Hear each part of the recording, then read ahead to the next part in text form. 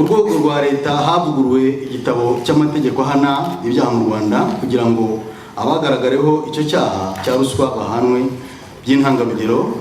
Ibi byose kandi bikaba bishimangira politiki nziza ya leta yo kutihanganira ruswa ndetse n'ibindi byaha biyishamikiyeho, ariyo zero tolerance policy ku cyaha cya ruswa, ndetse bikanashimangira n'ubuyobozi bw'indashyikirwa buri mu gihugu cyacu kandi mu nzego zose buberewe ku isonga na nyakubahwa Paul Kagame, perezida wa Repubulika y'u Rwanda, uhora adukangurira kuba umwe, ni ukuvuga ngo to be united muri byose, ndetse no mu kurwanya ibyaha, ariko cyane cyane iki cyaha cya ruswa, kutaba ntibindeba, to be accountable to ourselves. Bivuze ngo aho icyaha cya ruswa cyaba gikekwa cyangwa se gikorerwa, nta wakwigira ntibindeba, twese biratureba, ndetse no kureba kure.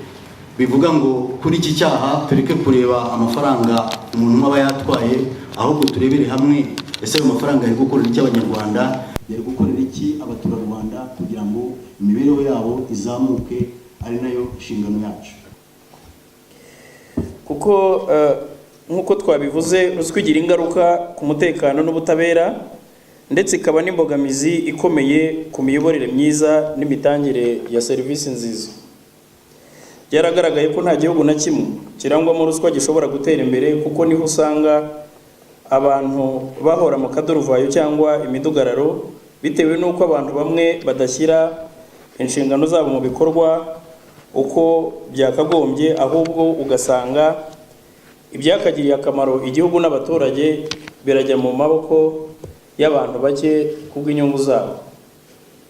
Nk'uko leta yacu yiyemeje kugendera ku mahame y'imiyoborere myiza bigamije iterambere mu bukungu, ubutabera n'imibereho myiza y'abaturage,